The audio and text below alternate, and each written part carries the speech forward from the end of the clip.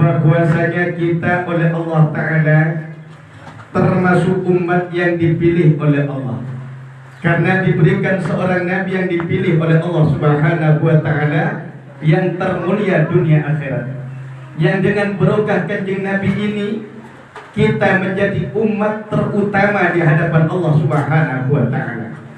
Dan Nabi ini disifatkan oleh Allah dalam Al-Quran, Bismillahirrahmanirrahim, laqad ja'akum rasulun min anfusikum azizun 'alaihi ma anittum harisun 'alaikum bil mu'minina raufur rahim. Laqad ja'akum, kata Allah, sungguh telah datang kepada kalian, min anfusikum rasulun, min anfusikum, seorang utusan dari jenis kalian sendiri, yaitu dari golongan manusia, bukan dari golongan malaikat, bukan dari golongan jin. Agar apa? Agar gampang kita tiru perilaku baiknya kanjeng Nabi Muhammad SAW, akhlak mulianya Rasulullah SAW, yang sifatnya apa? Azizun alaihi ma'anitum, yang berat dirasakan oleh Nabi apa-apa yang menimpa kalian, kata Allah Ta'ala. Jadi Rasulullah itu tidak mau kita ini sesat, Rasulullah tidak mau kita ini sulit.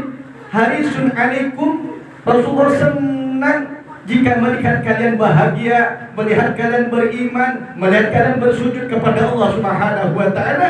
Bil mu'minina raufur rahim, sifatnya kepada orang mukmin raufun, sangat memaafkan, rahimun, dan sangat welas asih, penuh dengan kasih sayang.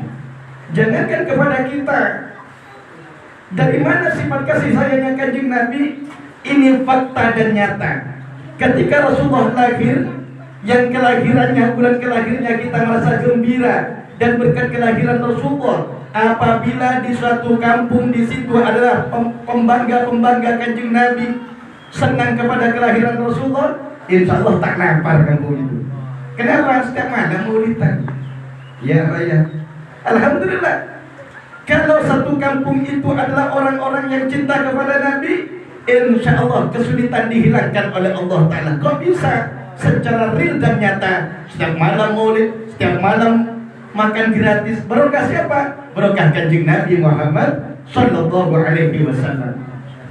Ketika Rasulullah lahir di hari Senin tersebut, Rasulullah lahir sajidan syakiran hamidan, sujud dalam keadaan bersujud. Rasulullah lahirnya syakiran, bersyukur kepada Allah, hamidan, memuji Allah. Digambarkan oleh Sahibul Barzanji, ka'annahul badru fi tamami, lahirnya Rasulullah seperti bulan purnama yang menerangi gelapnya malam. Artinya dulu manusia berada dalam kebodohan. Ketika Rasulullah lahir, manusia menjadi pintar, cerdas. Siapa Tuhan mereka yang harus mereka sembah? Siapa yang harus tidak disembah? Maka kita mengenal Allah barokah kanjeng Nabi Muhammad Sallallahu Alaihi Wasallam.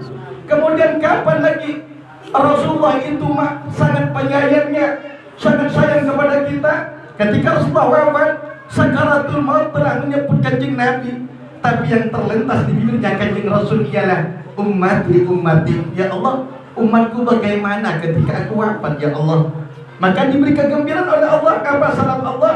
Wahai kekasihku Muhammad, Allah kirim salam kepada engkau, kata malaikat Jibril, bahwa Allah Ta'ala haramkan surga dimasuki Nabi siapa saja. Nabi Adam tunggu dulu, Nabi Musa entar dulu, Nabi Isa apalagi, kecuali engkau masuk surga barulah nabi-nabi yang lain di belakangnya. Kemudian salam Allah yang kedua, yang ini merupakan kebanggaan bagi kita sebagai umat kanjeng Nabi Muhammad SAW, yang walaupun kita kotor, walaupun kita banyak dosa, kita ahli maksiat, banyak lupanya ke Allah Ta'ala, tapi selalu dibela oleh kanjeng Nabi. Bahkan ketika Rasulullah sedang sakaratul maut, apa kata Allah Ta'ala salamnya? Sesungguhnya surga aku haramkan dimasuki umat siapa saja, kecuali umatmu, wahai kekasihku Muhammad, masuk ke dalam surga itu sendiri, barulah umat-umat terdahulu. Maka kita bapak-bapak para hadirin sekalian bersyukur kepada Allah dijadikan umat Islam. Walaupun kita kotor, yang penting punya iman, insya Allah punya bagian masuk surganya Allah. Walaupun sholat kita tidak kena, tidak apa-apa, yang penting kita sholat dulu. barulah setelah itu kita banyak istighfar kepada Allah, karena sungguh kita sangat banyak menyedihkan hatinya Kanjeng Nabi daripada membahagiakan Rasulullah sallallahu alaihi wasallam. Allahumma shalli ala sayyidina Muhammad. Kemudian yang terakhir dulu, nanti di padang mahsyar tampaknya kasih sayang Rasulullah kepada kita sebagai umatnya. Dalam hadis dikatakan, yang hadis ini diterangkan oleh Imam Ghazali dalam kitab Ihya Ulumuddin jilid 3 di bab syafaat. Diterangkan juga Syekh Muhammad Amin Al-Qurdi dalam kitab Tanwirul Qulub. Di sana dijelaskan, ketika Rasulullah SAW sedang duduk, dihidangkan kepada Nabi daging. Maka Nabi itu suka daging. Begitu juga kita. Kalau daging suka ya Pak ya. Daging ayam, daging sapi dan lain sebagainya. Ketika Rasulullah begitu, Rasulullah mengangkat bajunya, lalu Rasulullah berkata, apa kata Nabi? Ana sayyidul mursalina yaumal qiyamah. Aku, kata Nabi, adalah rajanya, tuannya, sultannya para utusan, para nabi, para makhluk di hari kiamat. Wa mimma dzalik. Kenapa bisa begitu wahai Rasul? Kata sahabat. Ketika itu Rasulullah menjelaskan bahwasanya nanti ketika kiamat telah tiba, bumi Allah hancurkan, langit Allah Ta'ala hancurkan, manusia Allah matikan, gunung-gunung Allah terbangkan kapas. Maka ketika itu Rasulullah dikirim manusia dari awal dunia sampai akhir dunia, dikumpulkan oleh Allah Ta'ala di sebuah padang yang mengerikan bagi kita yang celaka ketika itu. Di mana? Di padang mahsyar. Manusia kepanasan ketika itu, matahari berada dekat di kepala manusia, keringat manusia bermacam-macam, tergantung daripada amal perbuatan ketika ada di dunia. Ada yang berkeringat sampai ke lututnya, ada yang berkeringat sampai ke pusarnya, ada pula yang berkeringat sampai ke dadanya, ada yang tenggelam dalam keringatnya, keringat darah, habis keringatnya, keluar keringat darahnya, saking kepanasan luar biasa ketika itu. Tetapi ada pula manusia yang tidak menemukan kepanasan sama sekali. Akhirnya ketika seluruh manusia sudah tidak tahan terhadap keadaan yang sangat mencekam tersebut, akhirnya fayaqulun nas ba'duhum ala ba'din, salah satu dengan yang lain sama-sama berbincang-bincang. Apa kata mereka? Ayo cari, afala tarawna ma qad asabana, tidakkah kalian melihat apa yang telah menimpa kita? Afala tanduruna ma yashfa'u lana inda rabbikum, tidakkah kita mencari siapa yang akan menyelamatkan kita, siapa akan memberi syafaat kita kepada hadapan Allah Subhanahu wa Ta'ala, agar Allah Ta'ala memberi keputusan, karena kita sudah tidak tahan berada di bawah teriknya matahari panas yang sangat mencekam ini. Akhirnya manusia ketika itu setuju untuk pergi ke hadapan Nabi Allah Adam alaihi salam, karena mereka merasa bahwa Nabi Allah Adam adalah ayahanda, nenek moyang seluruh manusia dari awal dunia sampai awal akhir dunia. Akhir pergi kepada Nabi Allah Adam, minta tolong kepada Nabi Allah Adam, ya Nabi Allah Adam, anta abul bashar, khalaqakallahu min ruhi. Wahai Nabi Allah Adam, engkau adalah bapaknya manusia, nenek moyangnya manusia, yang Allah langsung ciptakan dengan kekuasaannya sendiri. Apa kata Nabi Allah Adam? Nabi Adam tak sanggup. Nafsi, nafsi, wahai umat manusia, aku tidak sanggup menolong kalian. Aku malu kepada Allah. Sekarang Allah murka dengan murka yang dengan murka ini Allah tidak pernah murka seperti murka pada saat ini, baik setelah dan sebelum hari ini. Pergi lagi kalian kepada Nabi Allah Nuh alaihissalam, pergi kepada Nabi Nuh. Nabi Nuh tak sanggup. Pergi kepada Nabi Ibrahim. Nabi Ibrahim tak sanggup. Pergi kepada Nabi Musa. Nabi Musa pun tak sanggup. pergi kepada Nabi Isa alaihissalam. Begitu juga Nabi Isa yang diciptakan oleh Allah tanpa ayah juga tak sanggup. Akhirnya Nabi Isa memerintahkan manusia ketika itu untuk pergi kepada manusia yang namanya telah Allah sebut, yang cahayanya telah Allah ciptakan sebelum Allah Ta'ala menciptakan Nabi Allah Adam alaihissalam, berjarak 2000 tahun sebelum itu. Apa kata Nabi Isa? Pergi kalian kepada kekasih Kanjeng Nabi Muhammad sallallahu alaihi wasallam.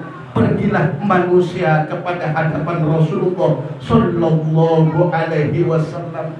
Akhirnya meminta syafaat kepada Rasul, ya Rasulullah, engkau adalah kekasih Allah. Sungguh kami sudah tidak mampu berada di padang mahsyar ini. Kami kepanasan, kami kesakitan, kami capek, kami lesu, kami letih, kami tak bisa apa-apa. Wahai Rasul, isfa'lana inda rabbik, tolong syafaati kami wahai Rasul di hadapan Tuhanmu. Apa kata Nabi?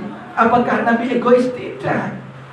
Kata Rasul, na'am analaga, iya wahai umat manusia, aku sanggup, kata Rasul.